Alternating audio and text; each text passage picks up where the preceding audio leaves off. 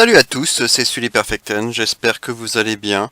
On se retrouve pour un Parlons peu mais parlons catch, quatrième numéro, pour parler du Raw et du SmackDown post-WrestleMania. Deux rendez-vous qui sont toujours très attendus chaque année par tous les fans de catch, bien entendu. On se demande toujours quelles seront les retombées de WrestleMania, quelles seront les nouvelles recrues, s'il y en a, les nouvelles têtes, heel turn, face turn potentiel, bref, il y a toujours plein d'événements à suivre, et ça hype un peu tout le monde. Donc on va parler des deux shows, des principaux événements, et puis voilà, je vais réagir dessus au fil de l'eau. On va commencer par ordre chronologique, donc par Monday Night Raw. Alors, qu'est-ce qu'on a eu tout d'abord? L'opener, enfin oui, ce qui a ouvert le show, puisqu'on a eu Stephanie McMahon et Ronda Rousey qu'on a vu sur le ring.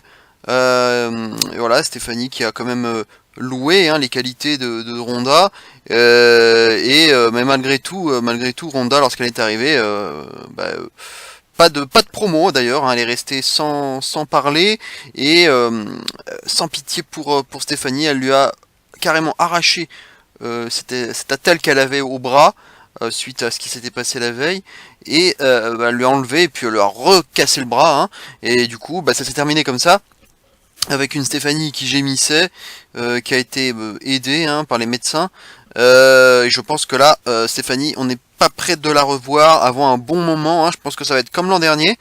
D'ailleurs, ça fait quand même 2 années de suite que Stéphanie prend cher, puisque l'année dernière, souvenez-vous, elle était tombée sur une table lors du match entre Triple H et Seth Rollins, et elle s'était absentée de nombreux mois, d'ailleurs, pour une vulgaire chute de table à 1m20 du sol, c'est quand même pas, faut pas pousser, enfin bref, mais là, avec un bras cassé, je pense que, alors, on va pas la revoir avant un bon moment, et là, je pense que on peut pas mieux mettre over quelqu'un qu'en faisant ce qui s'est passé là, et puis tout le build-up qu'il y a eu avant ce 2 contre 2 mixte.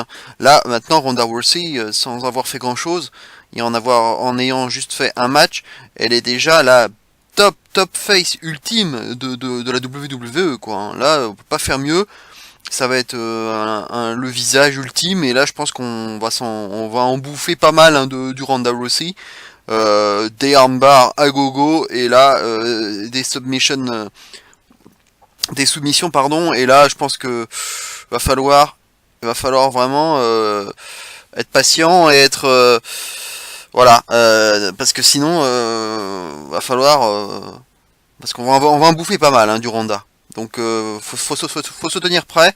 J'espère que ce sera pas la nouvelle Sina au féminin, mais en tout cas on en prend déjà pas mal le chemin. Donc là, la voie est tracée, et maintenant c'est à elle de prendre cette voie et d'écrire son histoire, avec évidemment pas mal de choses encore à améliorer. C'est une rookie, faut quand même pas l'oublier. Au micro, il y a des progrès à faire. Après, elle peut faire comme Lesnar et ne pas avoir forcément besoin de beaucoup parler, et surtout de s'exprimer. Forcément, elle aura peut-être plus besoin de s'exprimer par des cassages de bras comme elle a fait là. Et elle aura peut-être pas besoin de trop parler. On peut peut-être lui adjoindre un manager. Paul Heyman a dit que non. Il serait pas là, il serait pas le manager de Ronda, donc est-ce qu'ils vont lui adjoindre quelqu'un? C'est pas sûr, mais peut-être qu'elle aura pas finalement besoin de trop parler, et qu'il faudra plutôt faire parler ses capacités de combattante. Voilà donc pour ce qui va ouvrir donc le show, et donc les débuts de Ronda là, et maintenant il faut voir ce que ça va donner plus tard. On a vu aussi en backstage Braun avec les ceintures par équipe, et Niklas qui est apparu juste derrière lui, qui était un peu caché, et on a appris en fait qu'il rendait les titres vacants, donc il a redonné les titres à Kurt Angle. C'était à attendre, c'était quelque chose à prévoir, mais je trouve ça quand même du gâchis, quoi, quand même, d'avoir, on avait eu The Bar qui était champion, qui était des très bons champions, et on n'avait pas d'adversaire. On leur a collé Braun là, qui est arrivé un peu comme un bouche-trou finalement. C'est triste à dire, mais Braun, il n'y avait aucun plan pour lui pour WrestleMania. Il est arrivé en bouche-trou, on l'a foutu dans la division par équipe. Tout ça pour se prendre aucun partenaire valable, juste un gamin. pour gagner et reprendre rendre les ceintures dans la foulée, quoi. Donc bref, tu décrédibilises tout ton roster par équipe, déjà, avec The Bar qui perdent contre un homme et un enfant, du coup, en plus, derrière, ils rendent les titres, donc tu mets ta division par équipe à feu et à sang, il n'y a plus rien. Il n'y a plus rien, il n'y a plus de champion, quoi. Donc, du coup, il y a eu un petit tournoi qui a été organisé, donc il y a eu 2 matchs, et on va en parler juste maintenant. On a eu d'abord The Revival qui ont abattu The Club, et on a eu Hardy et Wyatt pour leur première association, depuis qu'on a vu l'association être officialisée lors de la Andre the Giant Memorial Battle Royal de WrestleMania. Ils ont affronté et battu Titles Worldwide. Du coup, on sait déjà que la semaine prochaine, il y aura une finale entre Hardy Wyatt et The Revival et que les vainqueurs affronteront The Bar pour les titres vacants par équipe de Raw lors du fameux Greatest Royal Rumble qui aura lieu en Arabie Saoudite le vendredi 27 avril, donc dans un petit peu moins de 2 semaines. Donc, mon pronostic, enfin on en reparlera, je ferai je pense la semaine prochaine une petite vidéo pronostic, et je pense que Hardy et Wyatt vont être bien partis pour gagner ce match et affronter The Bar. On verra bien, mais ça me semblerait logique. Quant à l'association entre Hardy et Wyatt, elle peut être prometteuse, je vous l'avais dit, ils ont des univers relativement semblables, avec des petites différences, mais j'espère en tout cas que ce n'est pas on va dire quelque chose de temporaire, et que ce n'est pas que Bray Wyatt va la jouer un peu incursion, un peu intrusion comme il y avait pu avoir avec Orton qui s'était inséré au sein de la Wyatt Family pour la détruire de l'intérieur. J'espère que ça fera pas comme ça et qu'il y aura une vraie team, mais j'ai vraiment l'impression qu'on perd sur un vrai face turn de Bray Wyatt et que c'est parti pour du reste à faire. Et puis bon, de toute façon, Bray Wyatt en solo, il se passe rien, donc autant tenter quelque chose en équipe, et puis sortir complètement de la Wyatt Family, et de ne plus l'associer à Braun ou à Harper et Rowan, là, qu'il fasse vraiment quelque chose de lui-même. Bref, on verra bien ce que ça va donner. On passe maintenant aux femmes, avec Nia Jax qui est arrivée seule, et Mickie James et Alexa Bliss qui sont arrivés et qui l'ont dit en fait personne ne t'aime, en gros, t'as pas de partenaire. Et non, en fait Nia Jax leur a dit déjà je suis la championne, et puis en fait si j'ai une partenaire, c'est Ember Moon.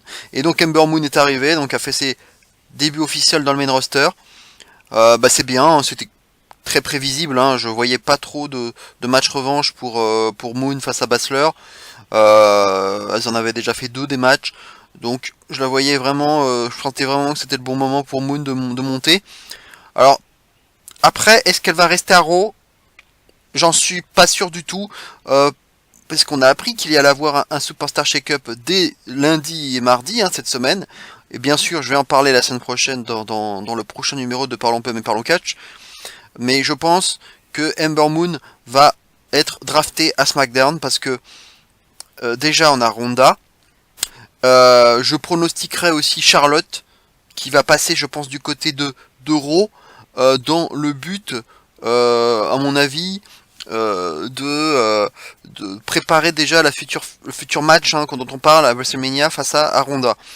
Donc je serais pas étonné que Charlotte parte du côté de Raw. Et du coup, forcément, si la championne de SmackDown part du côté de Raw, la championne de Raw partirait du côté de SmackDown. Donc je pense que Nia Jax va faire le chemin inverse. Et du coup, ça serait beaucoup plus équilibré. On aurait, on va dire, dans les grands noms, on aurait Charlotte et Ronda du côté de Raw. Et du côté de SmackDown, on aurait Nia Jax et Asuka, puisque je pense aussi qu'Asuka va rester du côté de... Enfin, rester, entre guillemets, parce qu'elle était en fait du côté de Raw. Mais je pense qu'elle va véritablement, définitivement passer du côté de SmackDown pour équilibrer les choses. Et je ne vois pas, il faut surtout pas que Asuka reste dans la même brand, dans le même show que Ronda. elles ont un style un peu trop similaire et je vois pas du tout Ronda avec Asuka. Donc Asuka, je pense qu'elle va partir du côté de SmackDown et donc avec Nia Jax et du coup Charlotte avec Ronda. En ce qui concerne Ember Moon, je la verrais bien plutôt du côté de SmackDown pour essayer de revivre un peu la feud avec Asuka. Qui nous a été un petit peu reteasé d'ailleurs lors du dernier Royal Rumble, hein. On a eu un face à face entre Asuka et Moon, hein, qui a bien plu au public, donc ça pourrait être intéressant. Après rien n'assure ça, hein. Rien n'assure que Moon va partir à SmackDown, elle va peut-être rester à Raw, hein. Mais ça va peut-être faire un peu d'ombre, enfin elle va peut-être avoir un peu d'ombre avec Charlotte et Ronda, hein. Si Charlotte et Ronda sont à Raw, Ember Moon va peut-être avoir un peu de mal à exister. Donc je pense que Moon va partir à SmackDown. Du côté de Bayley et Banks, je pense qu'elles vont être séparées aussi. Elles vont faire un match, hein. D'ailleurs elles s'affrontent, hein, dans le prochain Raw. Donc je pense que ça va être le match qui va clôturer la rivalité, et puis qu'il y en a une des deux qui va partir entre Bayley et Sasha Banks. Donc on va un peu rééquilibrer tout ça. Et ça peut être, on peut avoir une division féminine quand même très compétitive.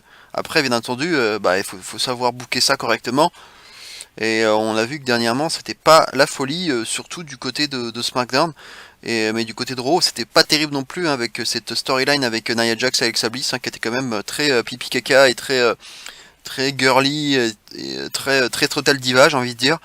Donc j'espère qu'on va un peu rehausser le niveau avec peut-être justement avec des filles comme Charlotte et Ronda. J'espère qu'on va voir un peu autre chose et qu'on va un peu plus parler catch, quoi, parler lutte, parler domination, parler suprématie, parler du combat, quoi, de lutteuse en tant que telle, de suprématie, et pas de parler du boyfriend de machin chose, du machin je suis grosse, je culpabilise, voilà, ou je suis trop vieille, etc., etc. Bref, qu'on parle vraiment de choses sérieuses, et là, qu'on rehausse tout ça, et on pourrait avoir deux belles divisions féminines à partir de la semaine prochaine. Bref, on verra bien, on en reparlera la semaine prochaine dans une review là-dessus. On va passer aussi à un autre segment, on a vu Elias, hein, qui a fait son petit concert comme d'habitude, et en fait il s'est fait interrompre par Bobby Lashley, donc qui fait son grand retour. On le savait qu'il avait signé, qu'il était dans les coulisses. Il aurait même peut-être pu intervenir à WrestleMania, il aurait peut-être pu être le partenaire de Braun, il aurait même peut-être pu participer à la bataille royale pour André le Géant. Bref, ils ont attendu l'Euro du lendemain, ce qui est pas plus mal, hein. C'est pas plus mal parfois d'attendre l'Euro du Post-Mania pour mettre les nouvelles têtes. Et puis il est arrivé pour faire sa petite démonstration, donc on lui connaît, la souplesse verticale maintenue en chandelle pendant plusieurs secondes avec un seul bras, et puis finalement la souplesse exécutée pour terminer. Et voilà, mon avis, bon voilà, c'est un big man. C'est quelqu'un d'impressionnant et qui a fait des choses intéressantes dans le passé. Dans son premier passage à la WWE, il a été champion de la ECW. Il a même défendu les couleurs de Donald Trump à l'époque, hein, dans le fameux match contre Umaga, qui lui était du côté de Vince McMahon, hein. Et puis on sait bien qu'à la fin, Vince McMahon avait été complètement rasé, hein, par Donald Trump. On se souvient bien entendu de tout ça. Et puis après, Lashley a fait quand même une belle petite carrière du côté de la TNA, hein, ou alors d'Impact si vous préférez, avec des titres glanés, hein, plusieurs.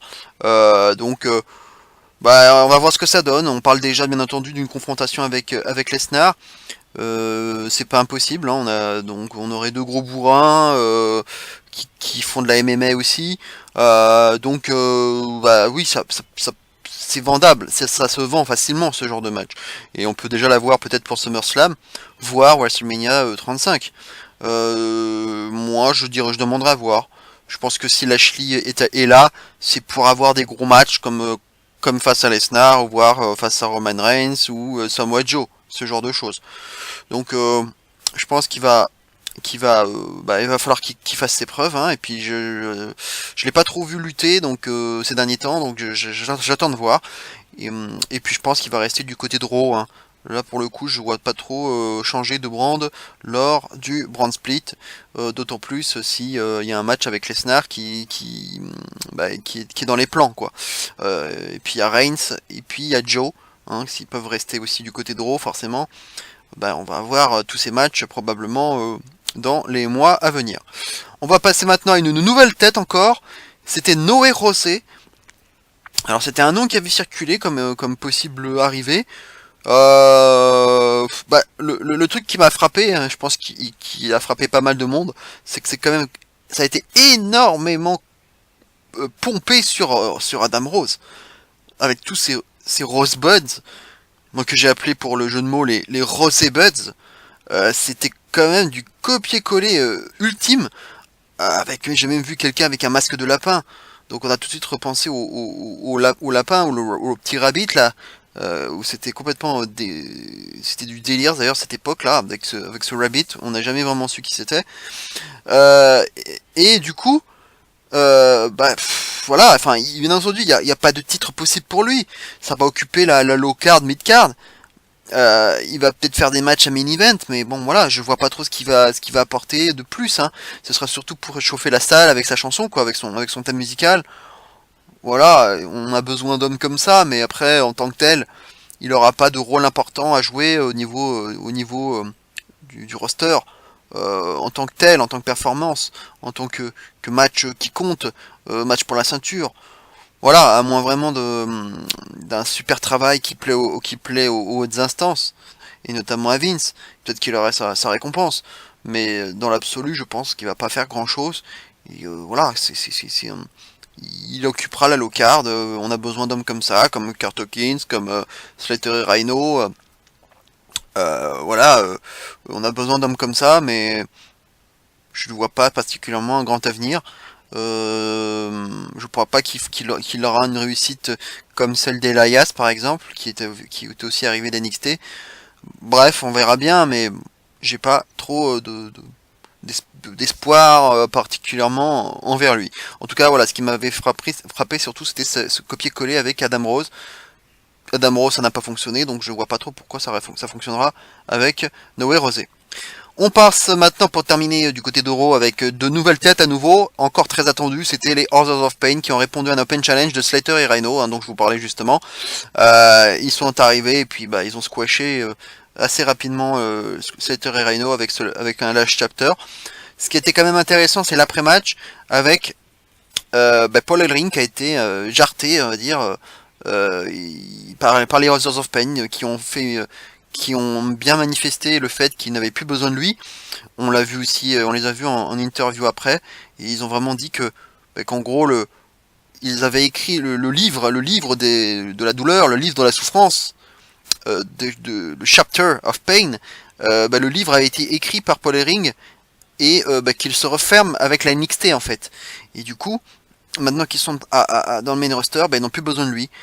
Alors après, si on sort du kayfabe, on a appris que Paul Ellering, avec son âge, il n'était pas prêt à voyager, parce que c'est vrai que c'est très exigeant en termes, physiquement, hein, de faire des voyages tout le temps. Et du coup, il pourra pas. Voilà, il a que 64 ans, je crois. Hein, il est pas si vieux que ça, mais là, je peux comprendre qu'il puisse pas assurer tout ça, quoi. Donc en fait, il ne pourra pas rester. Sur le principe, je suis un peu déçu parce que c'est quand même, ça fait partie du folklore, ça fait partie d'un ensemble. Authors of Pain, c'est Paul Ellering, quoi. Et on n'avait pas d'équipe comme ça avec un manager à l'ancienne dans le main roster. Et ça, moi j'aurais trouvé ça original et puis sympa de retrouver ça, ce côté qu'on avait dans les années 80-90 avec ce manager là, un peu badass, un peu heel comme ça. Qui tourne autour des rings, qui peut faire aussi un coup, une arnaque sur les adversaires à tout moment. Ça va me manquer ça, et c'est bien dommage. Et en plus, niveau promo, ça va être compliqué, hein, parce que voilà, ils parlent pas. En plus, ils parlent jamais anglais, les Authors of Pain. Ils parlent en arabe à chaque fois, donc ça va être un peu compliqué. Ou alors en anglais très très approximatif. Donc sans manager, ça risque d'être compliqué. C'est vrai que Paul Heyman pourrait faire le boulot, mais bon, je pense pas qu'il soit dans les plans pour être manager des Authors of Pain. Bref, je sais pas ce qu'ils vont faire. Peut-être qu'ils vont lui donner un autre manager un peu surprise, mais dans l'absolu, là, je vois pas ce qu'ils vont faire. Mais sur le principe de leur promotion dans le main roster, bien sûr, c'était quelque chose qui était attendu depuis longtemps. C'était trop long même, l'attente était trop longue depuis le temps, hein. À chaque fois on pensait que ça allait se faire et puis c'était jamais le cas. Bref, là maintenant ça y est.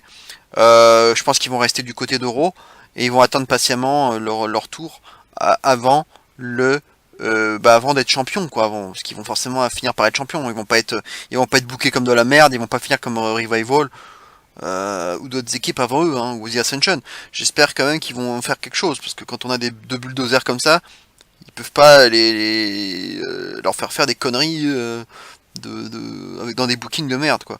Donc j'attends de voir ça avec impatience, mais c'est bien puisqu'on a d'un côté on a les Bludgeon Brothers du côté de SmackDown, donc c'est bien d'avoir un peu un pendant de l'autre côté à Raw avec deux gros bulldozers aussi. Ça va un peu équilibrer aussi tout ça et voilà, c'est des profils qu'on n'a pas du côté de Raw, donc c'est bien. Et j'attends de voir ce que ça va donner. Donc ce sera peut-être face à Hardy et Wyatt à l'avenir, ou peut-être face à The Bar. Donc c'est très bien d'avoir les Authors of Pain. Voilà, maintenant on va passer du côté de SmackDown Live, donc qui avait suivi donc le lendemain. Et on commence tout de suite avec Shane McMahon, hein, qui est arrivé pour présenter le nouveau General Manager, hein, puisqu'il a bien entendu officialisé le fait que Daniel Bryan était maintenant un lutteur à plein temps, hein, un lutteur à part entière. Et du coup, un peu par surprise finalement, c'est Paige qui est arrivé. Donc Paige est la nouvelle GM de SmackDown. Ça change, c'est vrai que j'étais un peu surpris, mais on voit pas souvent des femmes aussi dans ce rôle-là. On avait vu Vicky Guerrero déjà, mais c'est vrai que ça arrive peu souvent. Et c'est vrai que le fait que Paige, hein, lorsqu'elle a annoncé d'ailleurs je vous en ai pas parlé d'un côté de Raw, mais elle a fait une promo aussi après un match entre c'était Sasha Banks et Mandy Rose, hein, où du coup c'était la fin de sa carrière quoi, et que du coup elle remerciait tout le monde, hein, c'était très émouvant ça, sa promo, et du coup elle a remercié aussi Daniel Bryan. Et c'est vrai qu'elle l'a beaucoup cité, et du coup c'est vrai qu'on pouvait se douter que finalement ça était peut-être lié à ça, et que du coup elle allait devenir GM de SmackDown. Et pas loupé, donc c'est ce qui est arrivé. Alors ça fait bizarre parce qu'elle est jeune et du coup est-ce qu'elle va pouvoir assurer ça? Parce que c'est pas facile d'être GM, hein. Et puis d'être une femme aussi, hein, c'est jamais évident dans ce milieu-là. Bref, on va voir ce que ça donne. En tout cas, elle a les qualités au niveau du micro, hein, c'est ce qui est indispensable, je pense, pour être GM. Donc, je demande à voir. Je suis un peu dans l'attentisme. Je demande à voir. Et puis, c'est toujours mieux, je pense, que si on avait eu un Jeff Jarrett comme ça avait été un peu évoqué, hein. Je pense que ce sera mieux. Et puis voilà, c'est quelqu'un qui connaît le milieu, qui est là depuis plusieurs années, même malgré son jeune âge, hein, elle était là, c'était une catcheuse précoce. Voilà, c'est triste, hein, pour elle, hein, 25 ans, hein, de s'arrêter comme ça, mais au moins voilà, elle va avoir la possibilité quand même d'évoluer encore dans le milieu, là où elle a fait sa carrière, sans la quitter véritablement et toujours mais en faisant autre chose.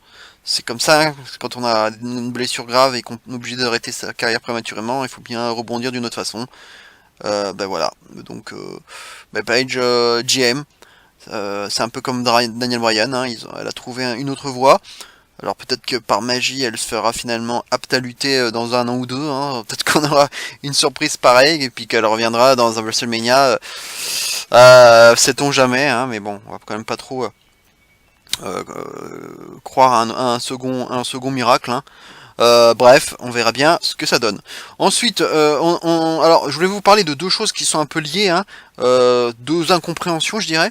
On a eu un triple threat match pour être number one contender au titre US, hein, désormais détenu par Jinder Mahal, entre donc les trois autres, hein, qu'on a vu à WrestleMania, entre Bobby Roode, Rusev et Randy Orton. La compréhension, c'est quoi? Pourquoi est-ce que on demande à Orton de combattre dans un number one contender match alors qu'il était le champion à WrestleMania? Ou que fait-on du rematch clause, la rematch clause, qui est toujours activée habituellement? Bref, Orton, il a son rematch clause, il a pas besoin d'un triple threat match pour être number one contender. Je ne comprends pas cette règle. Heureusement, il y a une justice, hein. Orton a gagné ce match. Après, alors la mauvaise nouvelle, c'est que du coup, on va avoir à nouveau un Orton Mahal qui sera programmé à Backlash. Donc le prochain pay-per-view en dehors de l'Arabie Saoudite, hein, qui est un peu particulier, mais le vrai pay-per-view aux États-Unis, en tout cas le prochain, ce sera Backlash au mois de mai. Donc je comprends pas trop ce genre de principe. Hein. Et puis voilà, et donc du coup, Orton Mahal, quoi. On va se régaler, les amis, on va se régaler, mais on a aussi bien entendu le temps d'en reparler. Et j'enchaîne donc sur la deuxième chose, c'est le roster par équipe. On nous a refait le même coup. Ou New Day Usos. Oh, quelle originalité, New Day Usos. Et pourquoi? Pour être number one contender au titre des Bludgeon Brothers. Mais pourquoi? Pourquoi? Les Usos étaient champions en titre.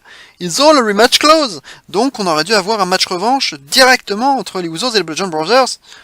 Pourquoi devoir affronter les New Day? Surtout que les New Day, ils ont pris le pin. Ils ont pris le pin à WrestleMania. Donc ils sont déjà sortis de la course. Et on n'a plus besoin. Donc ça sert à rien. Ça sert à rien. C'était quoi pour faire un dernier clin d'œil, un dernier match entre les New Day et les Usos avant une séparation avec le Brand Split? Probablement, hein, je vois que ça. Parce que je pense que les New Day vont repartir à Raw. Personnellement, je pense que les New Day vont partir à Raw. Et que donc les Usos vont pouvoir tranquillement feuder avec les Bludgeon Brothers. C'est un peu, je pense, la logique des choses. Et donc le match entre les Bludgeon Brothers et les Usos va avoir lieu cette fois-ci, non pas à Backlash, mais en Arabie Saoudite, hein, pour le Greatest Royal Rumble, donc le 27 avril. Donc on va voir ce que ça va donner. À mon avis, les titres ne vont pas changer de main, mais on va aussi avoir le temps d'en reparler, hein, probablement la semaine prochaine. Mais voilà, c'est un peu un double coup de gueule, ou une double incompréhension, je ne comprends pas pourquoi, en tant que ex-champion, on n'a pas directement un rematch clause qui est activé. C'est la logique des choses. Pourquoi devoir faire un autre match pour prouver qu'on peut être number one contender? Bref, passons. Un autre fait majeur, hein, de ce SmackDown, c'est bien entendu Charlotte seule sur le ring. Pour féliciter pour remercier Asuka, etc. Voilà, applaudissements, voilà. Asuka qu'on n'aura d'ailleurs pas vu du tout de la semaine, hein, absente de Raw et de SmackDown. Et on a vu les grands débuts de, non pas des The Iconic Duo, mais des The Iconics, donc le nouveau nom de Billie Kay et Peyton Royce. Ça aussi c'est attendu, hein. C'était attendu les débuts des The Iconic Duo et donc des The Iconics désormais. On sait qu'elles se sont absentées pendant quelques temps pour une opération de chirurgie mammaire, hein, toutes les deux. Et donc voilà, il leur fallait un peu de temps avant de revenir. Voilà, et puis elles ont fait une petite promo plutôt efficace, hein, toujours horripilante, hein, les deux filles. Je pense que ça va vite saouler tout le monde, hein, c'est dans ce côté exaspérante. Je pense que là on a aussi un haut niveau, hein, un peu comme Alexa Bliss, hein, de tête à claque, hein, j'ai envie de dire. Même si je pense que Peyton Royce a un peu plus de potentiel, je dirais, aussi bien au micro que in-ring par rapport à Billie Kay. Donc je pense que je serais pas étonné, hein, comme tout duo qui se respecte, hein, qu'un jour il y ait un heel turn ou un face turn du coup de l'une des deux et que ça se termine en match. Donc je pense qu'un jour on va avoir un match entre Billie Kay et Peyton Royce et que le duo va se séparer, ça c'est sûr et certain. Après, ça c'est sûr, ça sera pas pour tout de suite, hein. Mais ce qui est intéressant surtout, c'est qu'elles se sont prises à deux sur Charlotte, l'ont attaqué longuement. C'est là que je pensais d'ailleurs que Casca allait venir la sauver, et puis finalement on l'a pas vu du tout, hein. Même Becky Lynch, hein, c'était un peu étonnant. Et alors, étonnamment, autant à chaque fois que Charlotte était en difficulté, je pensais au catch de Carmella à chaque fois, et autant là, j'avoue que je n'y ai même pas pensé, ce qui est pas plus mal, hein, pour la surprise. C'est pas plus mal. Je n'y avais même pas pensé. Et là, donc, Carmella se pointe, bien entendu, pour venir cacher. L'arbitre prend des heures et des heures et des heures à valider ça. Un peu stupide d'ailleurs. C'est juste pour mettre le public en PLS. Se dire, est-ce que Charlotte va pas avoir le temps de se relever entre temps? L'arbitre qui comprend pas et qui dit... Vous voulez cacher? Vous voulez cacher? Bah oui, je te donne la mallette, gros con, putain. Mais dépêche-toi, bordel. Man ton cul. Enfin, j'ai pas compris, l'arbitre, il te fout en PLS comme ça. Et enfin, le match, enfin, la cloche sonne, donc au moins ça y est, la mallette est définitivement cachée. Bah, un kick de Carmella, un peu botché d'ailleurs, je crois, hein, pas très joli à voir. Et 1, 2, 3, victoire de Carmella, et oui. Je voulais pas, et c'était le cauchemar, et ça y est, c'est fait. Alors je comprends, hein, le premier catch féminin de l'histoire, faut pas qu'il soit gâché, hein, déjà qu'il nous avait gâché le premier Money in the Bank féminin, hein, qui avait été décroché par James Ellsworth, hein, faut s'en souvenir. Donc fallait pas gâcher le premier catch féminin de l'histoire, donc voilà, bon bah ça y est, il a été réussi. Mais sur le principe, voir Carmella championne, waouh quoi, c'est difficile à avaler. Parce que ça là, on sait que sur in-ring, c'est vraiment pas la folie, hein. Bah ça y est, c'est un peu dommage quand même que de voir Charlotte être la première à briser la streak d'Asuka, c'est quand même quelque chose d'énorme, c'est un événement, et que le lendemain elle se fasse elle-même, qu'elle perde elle-même la ceinture face à Carmella quoi. Ça casse tout quoi, la streak d'Asuka brisée, la ceinture de Charlotte qui passe aussi aux oubliettes, et tout ça au final pour avoir une Carmella qui brandit la ceinture, et voilà quoi, et qui gesticule dans tous les sens. Bref, c'est difficile à avaler. Je sais pas combien de temps ça va durer. Si ça se trouve, ça va être un règne très court. Je l'espère d'ailleurs, j'avoue. Peut-être que le rematch aura lieu à Backlash d'ailleurs entre les deux filles. Et j'espère que Charlotte va pouvoir le récupérer. Du coup, c'est pas sûr, hein, puisque si Charlotte est draftée à Raw, du coup, c'est pas sûr. Hein. Mais en tout cas, ce qu'il faut se dire, ça va être intéressant parce que Nia Jax, comme je vous le disais, elle pourra pas partir à SmackDown si Carmella est toujours championne. Alors, est-ce que du coup Carmella ne va pas aussi passer du côté de Raw?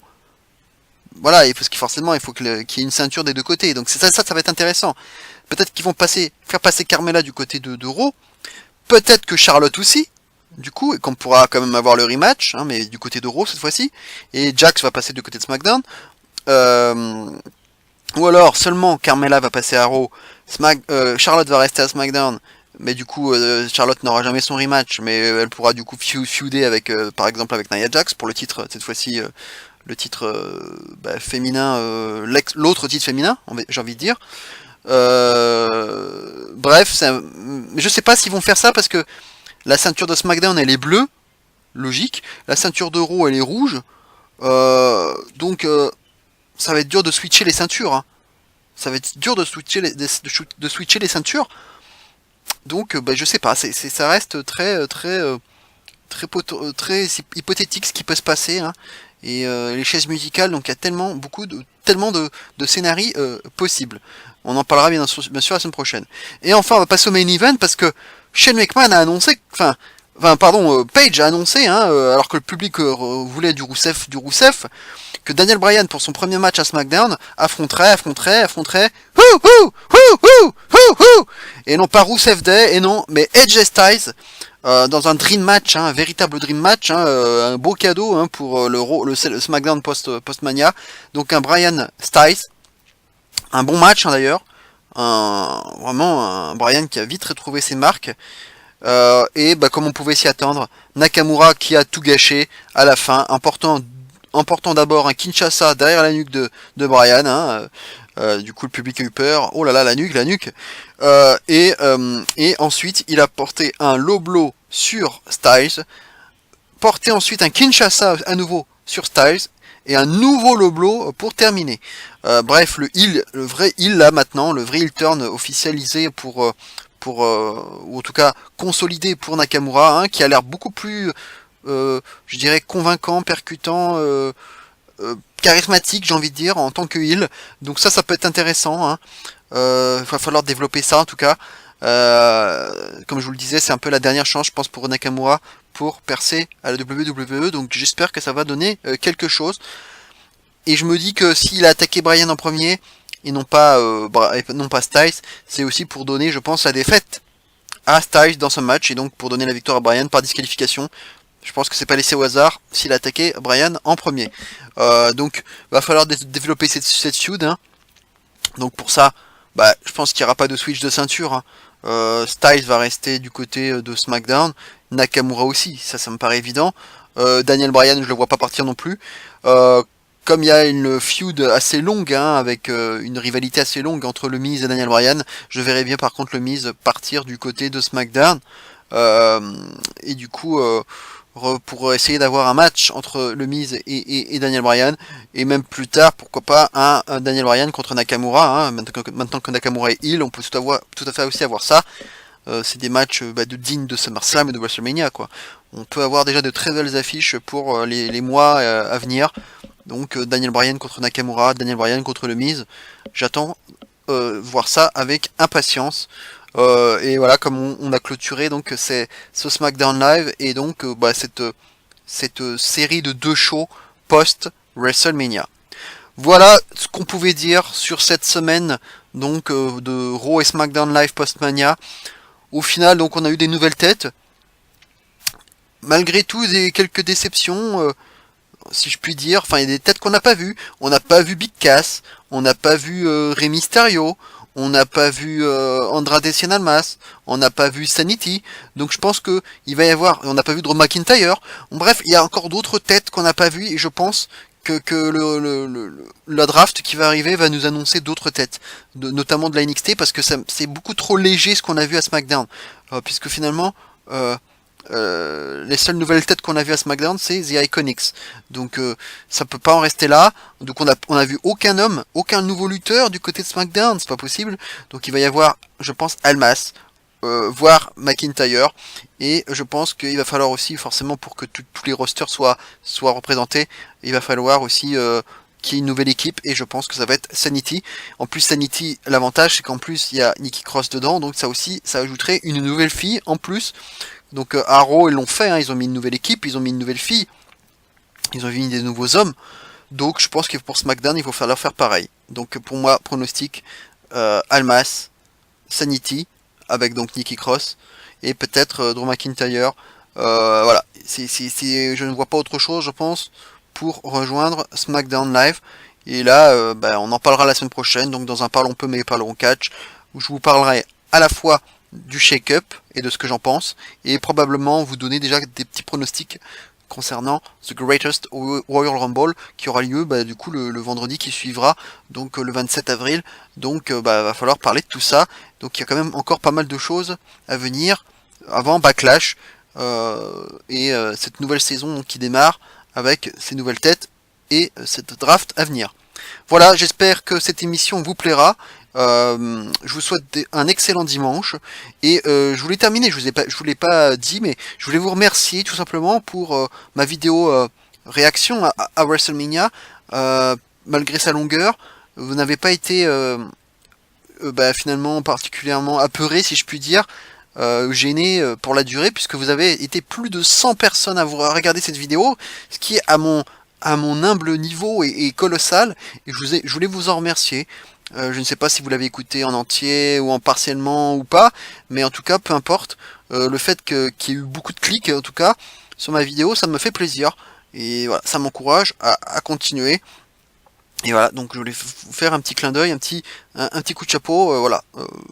Et vous saluer et vous remercier pour votre fidélité, puis pour m'avoir écouté nombreux et nombreuses, j'espère aussi, sur ma vidéo réaction à WrestleMania, où il y a eu quand même pas mal de choses à dire. Voilà, donc passez tous un bon dimanche. On se retrouve très bientôt donc pour un Parlons peu mais parlons catch. Et d'ici là, bien entendu, n'oubliez surtout pas, vive le catch. Ciao à tous.